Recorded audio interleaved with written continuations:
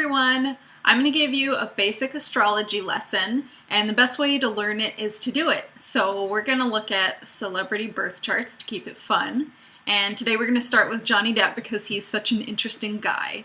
Now I'm going to go through the chart piece by piece so you can learn how to put it all together. So this is Johnny Depp, and we're going to start at the beginning with the first house and their rising sign. Now, the first house represents the self, or the aspects of you that you present to the outside world. It's how people interpret you as your personality. So for example, Johnny Depp with the Leo rising, this is Leo right here, a lot of people might guess that he is a Leo. He is not, in fact, a Leo. He's Gemini. This is his sun here in Gemini. We're going to get to that later. But your rising sign really tells people, you know, how you come across, it's basically the mask that you show the outside world, but it's not necessarily who you really are. So, now he is a complicated guy. As you can see, he's got a lot of different stuff going on in his chart. He's very spread out, so there are lots of influences kind of tugging against each other in his personality.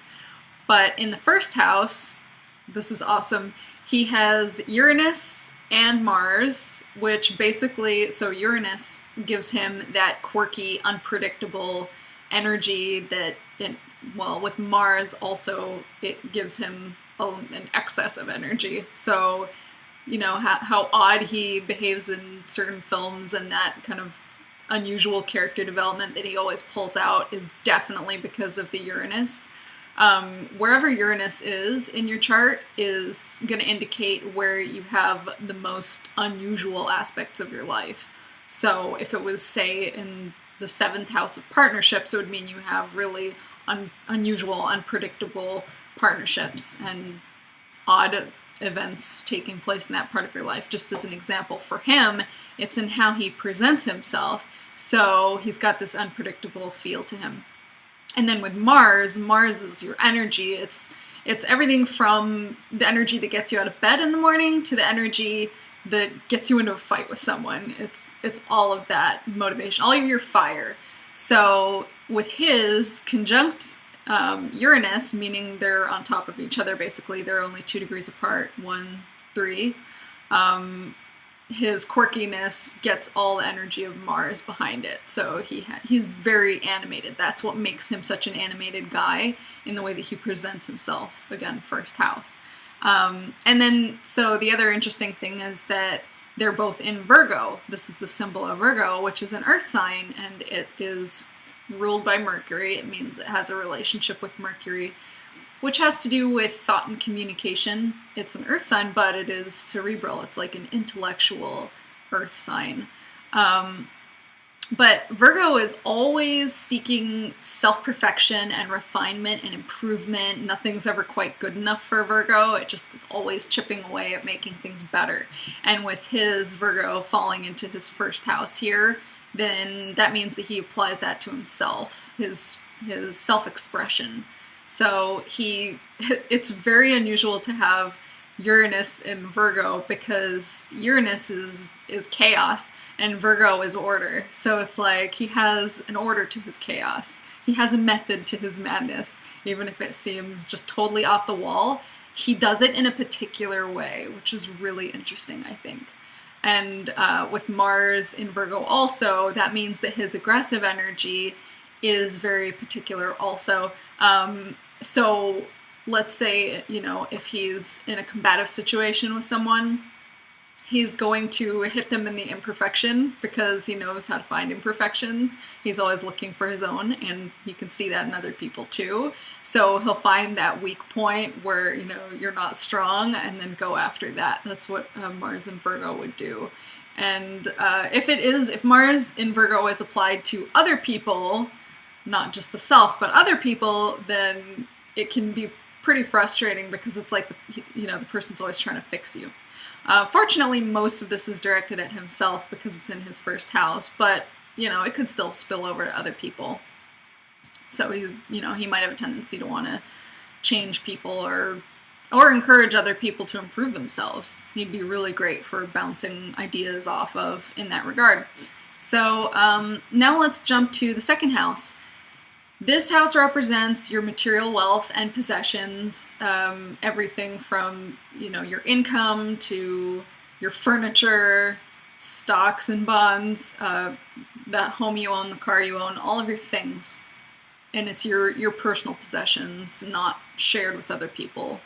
Now he has Pluto in this house, also in Virgo, which Pluto indicates transformations, often painful and really extreme, just explosive changes in one's life, and it's usually like a really hard lesson. And I think with Virgo there and in the house that represents his finances, that would mean that he was not careful enough with his finances at a certain point or certain points in his life, and had to learn the downside of not keeping track of things. He has to be very analytical and very, he has to go through his finances with a fine-tooth comb, basically, and keep track of everything, or just have really, really trustworthy people doing that for him.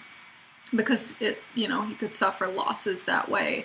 When Pluto, sweeps through that part of your life, it's definitely going to clear out whatever isn't working.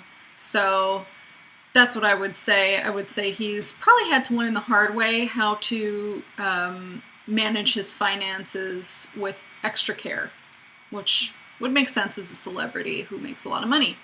Now, onto the third house. He doesn't have a lot of activity here, but for reference, the third house represents the way that you kind of think and communicate, and it also has to do with siblings and your local neighborhood, local travel in your immediate area, just the community that you're in.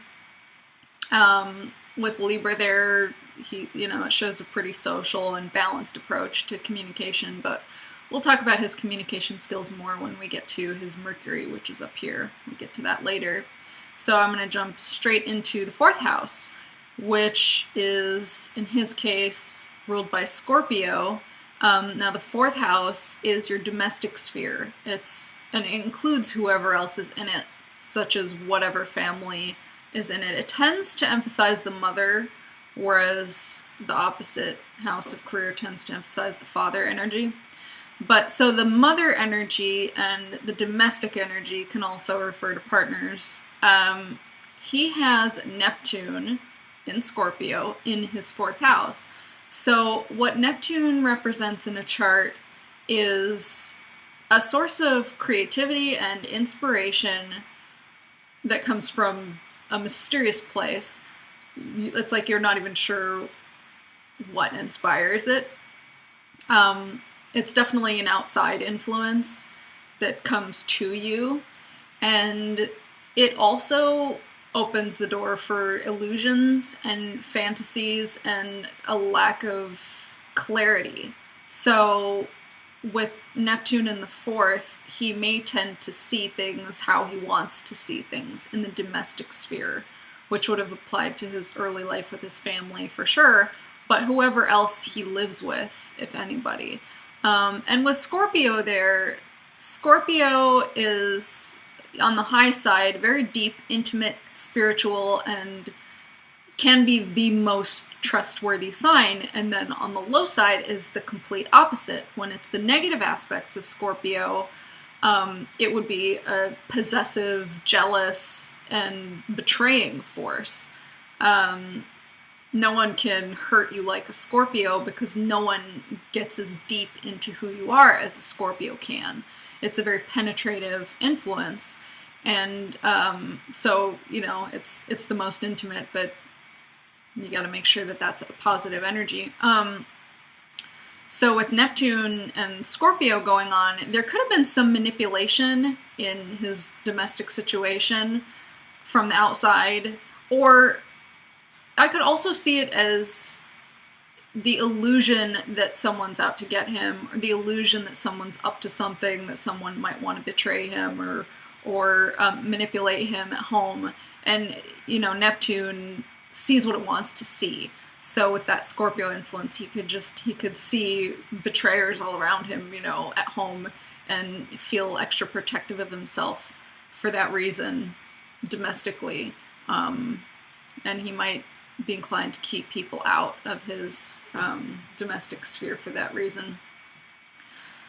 So moving along to the 5th house is creativity, and that includes anything that you make, whether it's children or art or something with a practical application if you're an engineer or something, anything that you make. And he doesn't have a lot going on in here, but Sag is his 5th house ruler, so he does have some extra pep and energy and fire to the things that he creates in his life. If a house is empty, that doesn't mean that the house doesn't matter. It just means that there's nothing special for the person to learn about that sphere of his life. This is also the house of romance. I don't want to forget that. It's ruled by Leo naturally, so Leo involves all those things. So let's skip to the 6th house where we got more activity in his chart. The 6th house represents service to other people. Just think of like Carson from Downton Abbey, who is very serviceable and very particular about how he wants things. He has very high standards. That's Virgo. It could be, you know, being a butler, or even being something more humble like a waiter, or even a nurse or a doctor. Healing is tied into this house a great deal. Healing and service, basically anything to do with your physical health, would fall into this house. So it's interesting to me because Capricorn means that he's very practical in his application of those qualities in himself. Being serviceable to other people, he would do it in a very concrete way, but he would also be very careful. Capricorn is cautious. Capricorn is not frivolous in any way, shape, or form. So he would be very pragmatic, and he would really rein himself in as far as helping other people. Now he has Moon in Capricorn. The moon represents your emotional nature, your feelings. What kind of a feeling person are you? And with his Moon in Capricorn, he has a lot of emotional coolness. He's aloof. He's not actually that passionate or fiery in his emotional nature. He's rather reserved. So he has a lot of fire in other areas in his self-expression and, that kind of thing, and his creativity. But when it comes to his actual feelings, his personal feelings, he's rather reserved and cool. Slow and steady wins the race. A slow burn, if there's a burn at all. Capricorn really is a sign of restraint. So, yeah, I wouldn't say that he's the warmest person ever. And then he's got the South Node in Capricorn. The South Node indicates your past evolution. You'll notice that right on the opposite side, they're always opposite each other. The North Node indicates where you're going, your green light, forward, whereas the South Node is where you've been and what you've already mastered. So he has already mastered helping people through a practical application of himself, his abilities, his skills. He's been there, done that, and his moon is really tied into it, so I consider that a pretty good thing. Although the South Node can hold his emotions back even more, because it's what he's already learned. The best thing to see is an emphasis on where you're going. If your moon was on the North Node, that would reinforce your evolution forward, so you wouldn't be holding on to like past qualities in yourself that you don't need anymore. You've been there, done that, move on. So his emotions may be even more reined in because of his past experiences that he's already learned with regard to helping other people.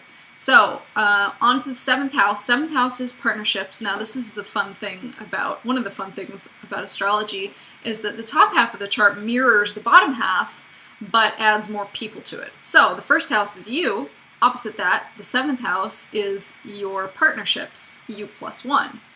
So, you plus 1, Johnny Depp plus 1, is influenced by Aquarius, which is really unconventional. He is prone to unconventional relationships. He's not a cookie cutter kind of guy when it comes to relationships at all.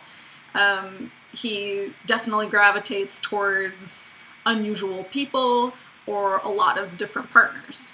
Just, experimenting and having fun with a lot of different people.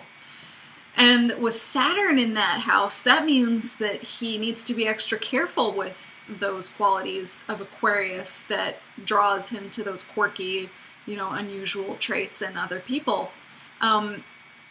Aquarius can, so the way Saturn works is it can be a total blockade and prevents progress in the house that it's in if you use it wrong. Or it can be an amazing foundation to build off of with a lot of strength. And the difference is the sign that it's in. You have to emphasize the high side of that sign, the good qualities of the sign, and leave the bad qualities behind. If you let the bad qualities take over, then you'll be stuck. Saturn will just, it's a total wall. Saturn is all about restriction, the things that you cannot change. You have to play by the rules. For example, time or gravity. Nothing you can do about it. You gotta play by the rules. Saturn's rules for Johnny Depp are that he can't get too crazy, he can't get too wild, and he also can't get too rigid about what he considers to be a normal level of quirk or unusual stuff. Like, it's kind of funny because Aquarius is chaotic, but it can also be stubborn. So, unconventional, but stubbornly so. And if he's too stubborn and if he's too unconventional, then Saturn will block him.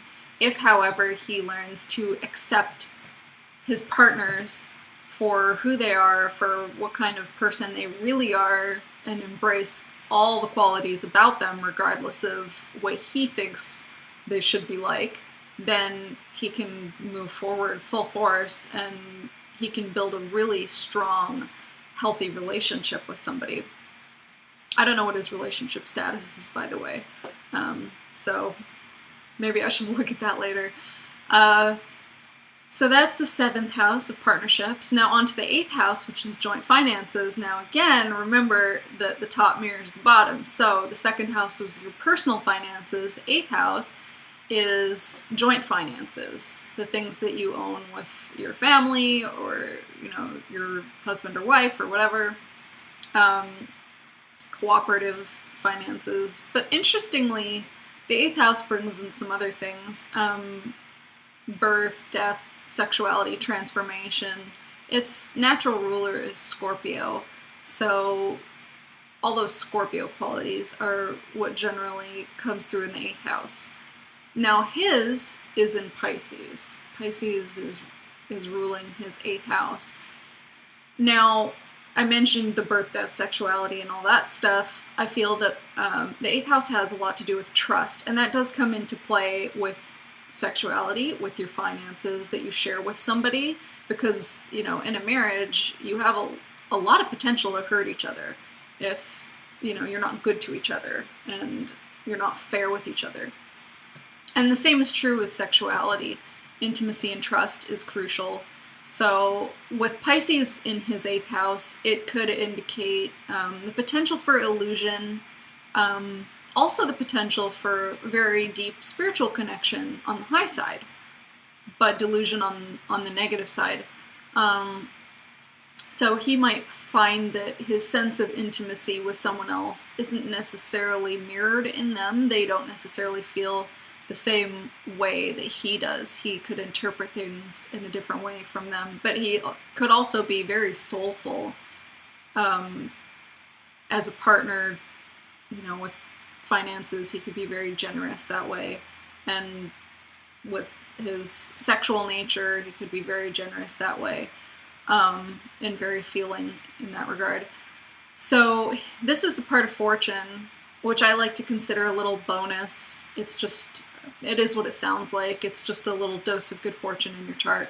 And his being in Pisces would indicate more of the positive experiences of what I just listed about the 8th house. More positive shared financial situations and sexual experiences. I'm going to skip past Chiron. That's an asteroid. we'll get into that some other time.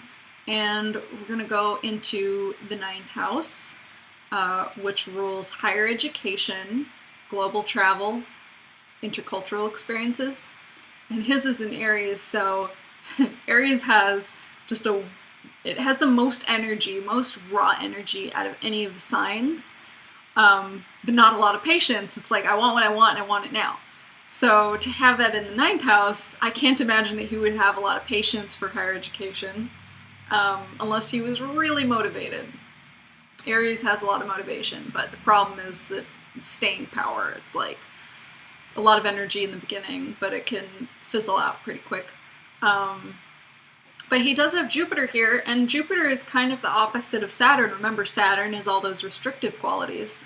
Well, Jupiter is all the expansive qualities. It's not playing by the rules. It's not being bound by the rules. It's just things falling into place in some crazy, fortunate way that's amazing, that you never expected it to work out that way. So he has just a lot of amazing experiences with regard to the 9th house stuff, and that's higher education, international travel, intercultural experiences. It can also deal with religion and philosophy, absolutely. It's naturally ruled by Sagittarius, so those are the qualities of Sagittarius.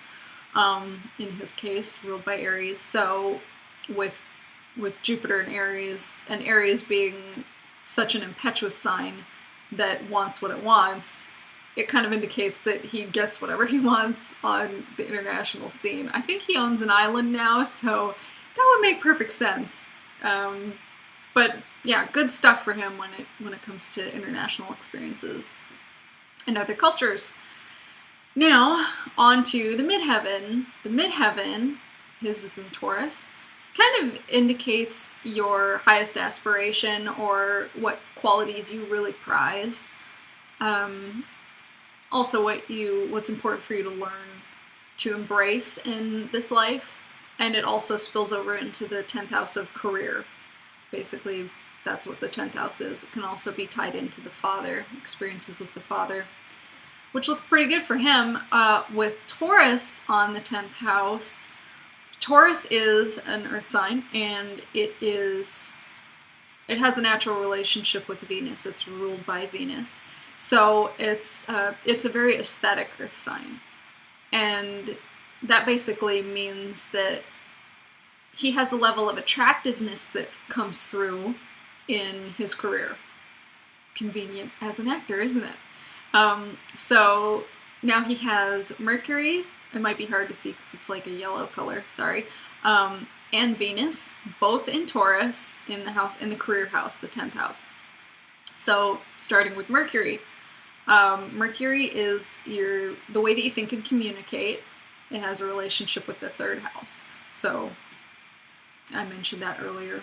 The way that you think and communicate, his being in Taurus, he might not be so drawn to abstract concepts, but definitely he's interested in creative concepts in a way that he can understand them. It has to have some kind of an application that he can relate to that's concrete. Otherwise, he's not going to be that interested. And so Taurus is grounded because it's an earth sign. It also means that his attractiveness shines through his career via the way that he communicates. He can express himself in ways that make him attractive to the audience.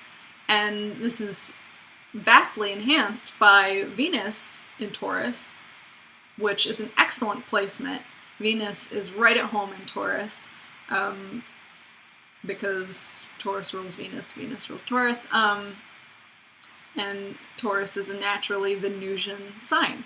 So with Venus and Taurus, Venus is what you like.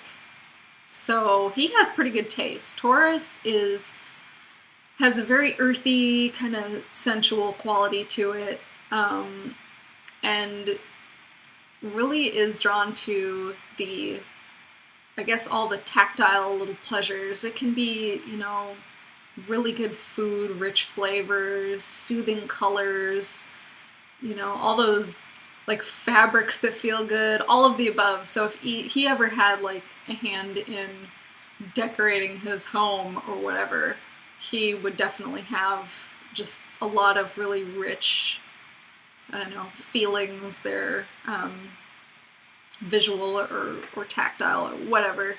But it especially comes through in his career, so that's why so many ladies love him. With Venus in the 10th, you're definitely going to pull your attractiveness out and share it with the world in the career avenue. So, and another fun thing is that his Venus and Mercury are just 1 degree apart, 25 degrees, 26 degrees Taurus. So that means they are really intertwined. These two planets and their energy in Taurus are really intertwined. So his attractiveness and his communication and how he comes across, people just are prone to like it. It's not all about attracting women either. It's about how men and women interpret him, and it's in a way that they just like. It can just be something as simple as liking that, expression, self-expression that he puts through. I mean, not everybody's going to like him, but I think most people generally would. Not a surprise at all. Okay, so 11th house is, it rules large groups and institutions, a broader social circle, whereas the 5th house is more related to your smaller, more intimate relationships. The 11th house is more community-oriented. It's wherever you're going to work with a big group of people. And I'm guessing that, being on a film set, you have to collaborate with people who are doing all different kinds of jobs on the set. The people doing the lighting, the makeup, the sound, the director, the other actors. It's just this really vibrant, it is in its own way a community of people working together toward a common goal. And with his sun in the house that rules that, this is the sun, it means that he really shines in that way. He has a really easy time integrating himself into those situations with all those different kinds of people, especially because the sun is in Gemini. Gemini is the ultra communicative sign. The worst thing you can do to a Gemini is put them by themselves, drive them completely bonkers. They're very social. They like to be in collaborative environments. And, the sun really represents the true self, the true identity that, people might think he's a Leo because of his rising, but he feels like he's a Gemini all the way, despite that all of his planetary influences are kind of mixed. He does feel like a Gemini. And also, I think that he is probably more likely to be comfortable in large groups of people with, just social get-togethers with his circle. It's not necessarily a tiny inner circle. He's probably more open to socializing with more. He's not one of those celebrities that's super isolated. I doubt it very much. I mean, he'd probably get his fill working with people on the sets for his social interaction. But if there are long periods in between jobs, then he would probably fill those with social interaction with other people. He's not a shut-in, is basically the point. So that's kind of cool. He's a social guy. And let's move on to the 12th and final house. Whole books have been written on this house. It is ruled by Pisces naturally. It has to do with spirituality, fantasies, imagination that comes from somewhere else. You don't even know where it came from. And in his case, it's ruled by Cancer. Oh, and some people also say that the 12th house rules enemies. So something you might keep in mind. But his North Node is here, and that would indicate that he has a green light forward in his personal evolution when it comes to manifesting his spirituality, his creativity. I'm thinking, and because of Cancer being the predominant influence here, it's about nurturing. So it would be about just a gentle cultivation and nurturing of spiritual and creative qualities. He probably gets inspiration from, you know, this mysterious source that just comes through him. He doesn't know why. And it probably feels like something that he wants to protect or he feels private about. He feels private about those qualities in himself. Sorry if I'm, you know, telling everyone everything. Like he's ever going to watch this video. But it definitely is a wellspring for his creativity, which is really amazing and good for him to have that. And it does mean that the further he digs into that quality in him, the better it is for his evolution, because the North Node, again, is where you're supposed to go, what you're supposed to learn. He's already done the physical helping people thing. Now it'd be better for him to go in the direction of spiritual and creative helping people influences and nurturing them, because of the Cancer, nurturing those influences in them. So that's the 12th house. And then we're back to the start with Leo rising. So I hope that all made sense to you and you're starting to get a good grasp of what the houses represent and how to integrate the planets with the signs. But, you know, you just got to keep doing it. I'm not going to go into the aspects. That's this big mess in the middle, which basically means how the planets affect each other, because that's a bit more advanced. So we'll save that for another time. Again, the best way to learn this is just to keep doing it. So I'm going to move forward with other celebrity charts, and I think that the next ones are going to be Brad Pitt, Angelina Jolie. I've got them. I have to find charts with birth times. That's actually really crucial in astrology. You always want the specific birth time. So I hope you've enjoyed my Johnny Depp interpretation, and that you will check out my future videos so that you can keep on learning. I think astrology is amazing and it can really enhance your life in a lot of ways. And I mean, what better way to learn astrology than to also get to know what celebrities are really like, which is something that people speculate a lot on but don't really know. So, extra fun. Okay, thanks for watching. Until next time, take care.